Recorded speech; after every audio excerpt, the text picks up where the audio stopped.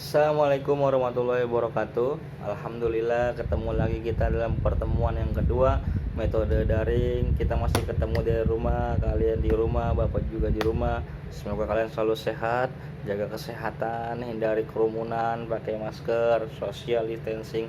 Semoga kita semua selamat dari virus corona dan corona bisa pergi dari negeri kita sehingga kita bisa belajar kembali di sekolah. Amin ya robbal alamin. Baik, anak-anak Bapak kelas 8, sekarang pertemuan kali ini Senin 27 Juli Bapak akan menyampaikan materi kedua dari terusan kemarin yang kita pelajarin di materi pertama. Namun sebelumnya mari kita baca doa dulu. Semoga apa yang kita baca doa bisa jadi ilmu kalian mempunyai ilmu yang manfaat, ilmu kalian berguna bagi bangsa, negara, juga agama. Berdoa dimulai. Bismillahirrahmanirrahim. Rabbi shrah li sadri wa yassir li amri wahlul 'uqdatam min lisani yafqahu qawli. Baik, pertemuan yang pertama adalah nanti kalian absen dulu ya. Nanti kalian absennya itu di WhatsApp saja, di WhatsApp di grup masing-masing, lalu boleh kirim nanti ke saya atau masukkan saya ke grup pelajaran, bikin grup khusus agama Islam, nanti absennya di situ. Baik, untuk pertemuan kemarin kalau kita lihat kita mempelajari tentang bagaimana cara kita beriman kepada kitab-kitab Allah dan kitab apa saja yang Allah turunkan. Bapak ulangin sedikit lagi. Pertemuan kemarin, cara kita beriman kepada kitab adalah kita yakin bahwa kitab tersebut adalah kitab buatan Allah, bukan buatan manusia. Ada 4 kitabnya Allah: Taurat, Zabur, Injil, Al-Quran. Ada 4. Nah, terus pelajaran kali ini Pelajaran kali ini adalah siapin buku tulis kalian, siapin pulpen kalian, kita catat apa yang Bapak omongin, dan di buku tulis kalian pun ada. Sekarang kita akan membahas isi dari kitab-kitab suci Allah. Oke. Kitab suci yang pertama yang akan kita bahas adalah kitab apa? Yaitu kitab Taurat. Betul. Kitab Taurat yaitu kitab yang diturunkan Allah. Tulis. Kitab Taurat adalah kitab yang diturunkan Allah kepada Nabi Musa alaihissalam pada tahun 12 pada abad ke-12 sebelum Masehi, 1200 tahun sebelum Masehi. Kitab yang diturunkan Allah kepada Nabi Musa alaihissalam pada abad ke-12 sebelum Masehi. Oke, sudah. Nah, kemudian apa isi kitab Taurat? Isi kitab Taurat yang paling terkenal adalah 10 perintah Tuhan. Tulis. Isi kitab Taurat yang paling terkenal atau isi kitab Taurat adalah 10 perintah Tuhan. Udah? 1. Di buku ada, bahkan di buku ada kok mesti tulis. Walaupun di buku paket ada, tapi kudu tulis. Buku paket mah ntar dipulangin buat adik kelas, tapi kalau di tulisan kalian masih ada bekasnya. Oke, yang pertama tulis 10 perintah Tuhan. Berarti ada 10 nih. Yang pertama, perintah untuk mengesahkan Allah. Tulis, perintah untuk mengesahkan Allah. Jadi semua di kitab Taurat pun karena kitabnya Allah, ya perintahnya untuk mengesahkan Allah. Dah. 2. Larangan menyembah patung atau berhala. Oke, maka yang kedua, di kitab Taurat umatnya Nabi Musa pun dilarang untuk menyembah patung berhala karena haram. Yang disembah cuma Allah Subhanahu wa ta'ala. Jadi ada kesamaan ya seperti Al-Quran.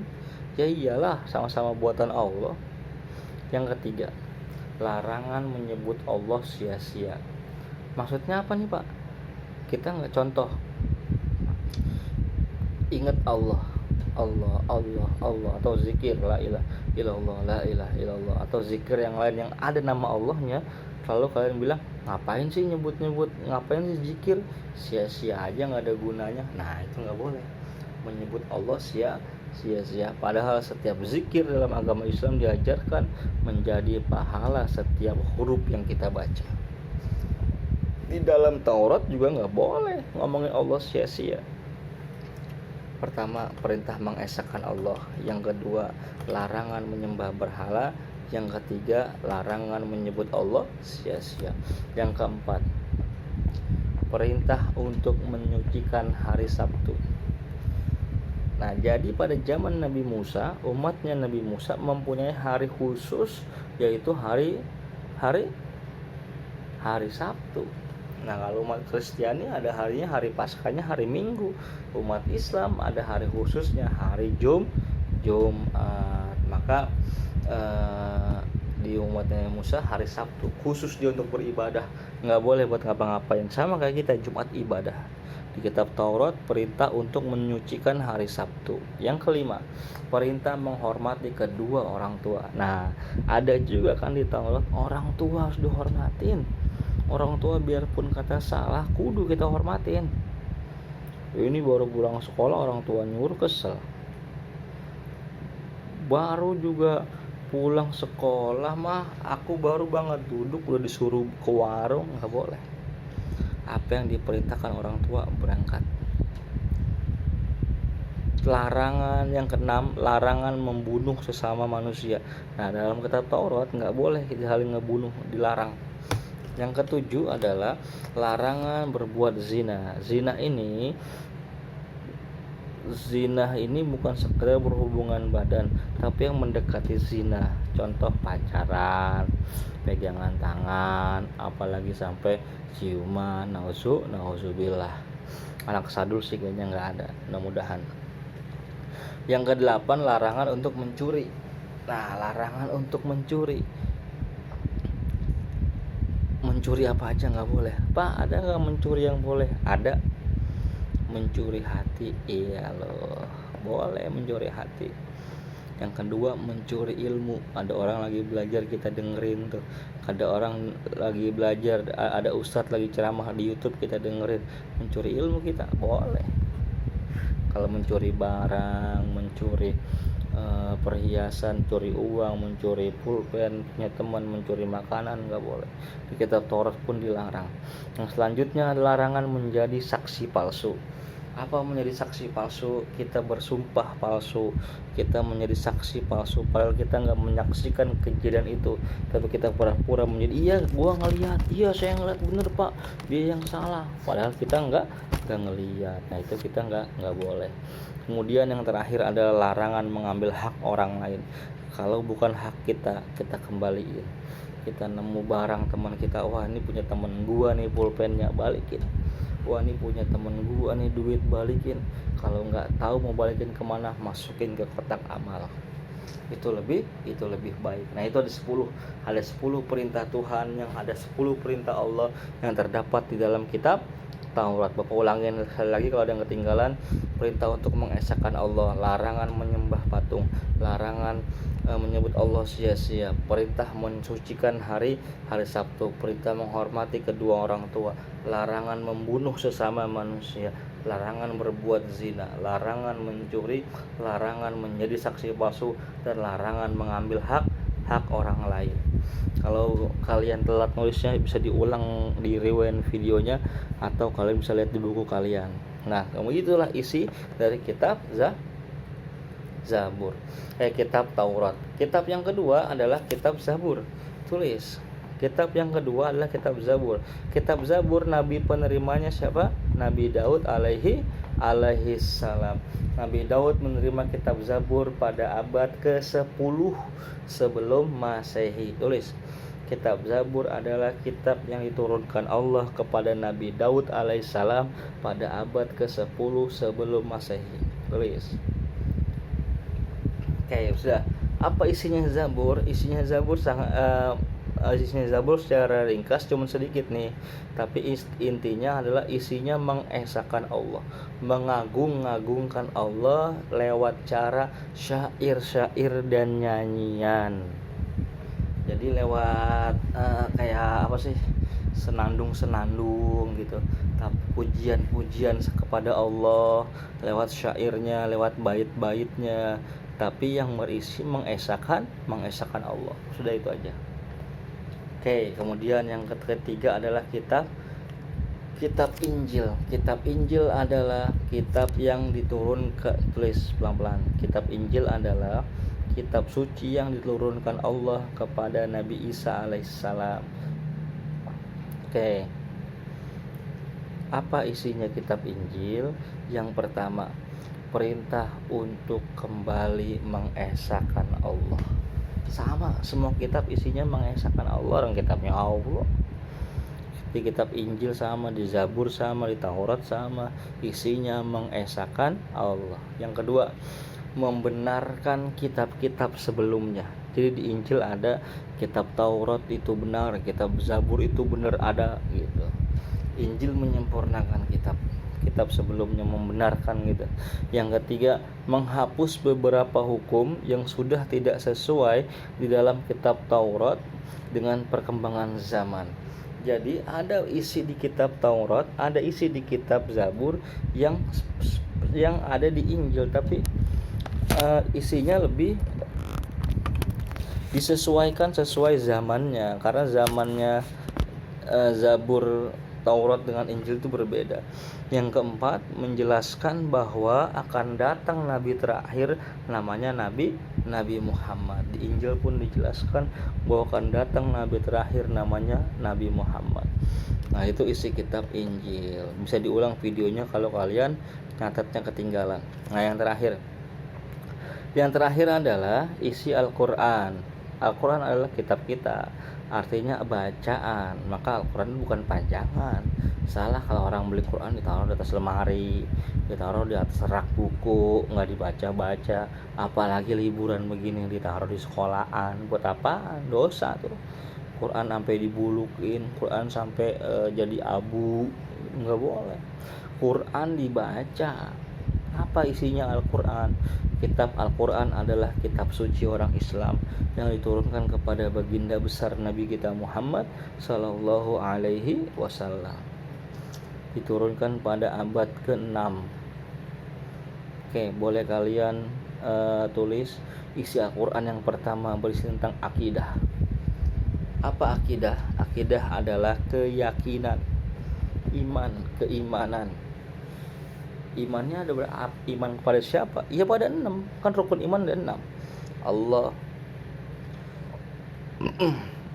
pada Allah, pada malaikat, kepada kitab, kepada rasul, kepada hari akhir, qada, ketentuan Allah, takdir. Akidah. Di Quran dijelaskan yang pertama akidah, bagaimana cara beriman sama Allah. Akidahnya biar kuat. Yang kedua, isi Al-Quran adalah akhlak, yaitu bagaimana cara kita berakhlak, semuanya ada di Quran. Bagaimana cara berakhlak sama guru, ada di Quran. Berakhlak sama orang tua, ada di Quran. Berakhlak sama teman, ada di Al-Quran. Semuanya cara berakhlak ada di Al-Quran. Yang ketiga, ibadah. Nah, ini semua tata cara ibadah ada di Al-Quran. Yang keempat, muamalah. Apa sih muamalah? Muamalah itu hal-hal yang berkaitan tentang hubungan kepada makhluk hidup, kepada manusia. Contoh, berdagang, perjanjian, ada lagi kerjasama. Nah, itu namanya muamalah. Ada di Quran semua aturannya. Yang kelima adalah tarikh. Apa tarikh? Sejarah. Al-Quran juga adalah kitab-kitab cerita. Isi Quran juga cerita tentang bagaimana nabi-nabi terdahulu. Di Quran diceritakan bagaimana orang-orang terdahulu, orang-orang soleh diceritakan. Ada Imran, ada Ibrahim, ada nama surat tuh namanya Muhammad. Semua orang-orang soleh diceritakan di situ. Cerita nabi-nabi ada, Ashabul Kahfi ada. Bukan orang soleh doang, bahkan di Quran juga diceritakan tentang orang-orang yang bagaimana orang-orang terdahulu yang melanggar perintah Allah. Ada Qarun yang melanggar perintah Allah untuk bersedekah. Ada yang namanya Fir'aun yang mengaku dirinya Tuhan, yang gak mau beribadah. Banyak kisah-kisah di Quran. Maka Quran juga isinya adalah tarikh, sejarah masa lalu yang kita nggak tahu. Dan Quran juga ada memprediksi yang akan terjadi, sesuatu yang akan terjadi untuk di masa depan. Apa contohnya? Yaitu hari kiamat. Ada di Quran. Oke, jadi secara kesimpulan isi Quran adalah satu akidah, dua akhlak, ketiga ibadah, keempat muamalah, kelima adalah tarikh. Oke, cukup ini aja pelajaran kita pada kali ini, cukup sampai sini. Jangan lupa kalian jangan cuma mendengar apa yang Bapak ngomongin doang, tapi kalian harus dicatat. Kalau catatannya ketinggalan, ulangin videonya atau bisa lihat di buku. Nah, Bapak minta difoto deh, difoto nanti difoto apa yang kalian catat pada pembelajaran ini, boleh dikirim ke Instagram saya aja. Kalau di WA saya kepenuhan nanti, kirim di IG, saya lihat sertakan itu, Pak saya Muhammad kelas 81 absen sekian, sebutin nama dan absen kalian lalu kirim ke IG saya. Kalau yang nggak tahu alamat IG saya, tanya dong, saya trending topik terus ya. Saya tunggu catatan kalian. Semoga pelajaran kita ini ada manfaatnya. Jangan lupa dibaca-baca. Semua kita berdoa semoga COVID cepat berakhir, kita bisa sekolah seperti biasa lagi. Mari anak-anak, kita akhiri pelajaran kita dengan pembacaan doa. Semoga bermanfaat ilmu yang kita pelajari pada kesempatan kali ini. Bismillahirrahmanirrahim. Wal asri innal insana lafi khusrin illal ladzina amanu wa amilus solihati wa tawassaw bil haqqi wa tawassaw bis sabri. Amin ya rabbal alamin. Semoga kalian selalu sehat, selalu keluarga kalian sehat. Semoga kalian dijaga oleh Allah dari penyakit corona dan penyakit yang lain. Selalu jaga kesehatan, batasi diri kalian dalam pergaulan, pakai masker, social distancing. Insya Allah ini semua akan berlalu. Dari saya cukup sekian. Assalamualaikum warahmatullahi wabarakatuh.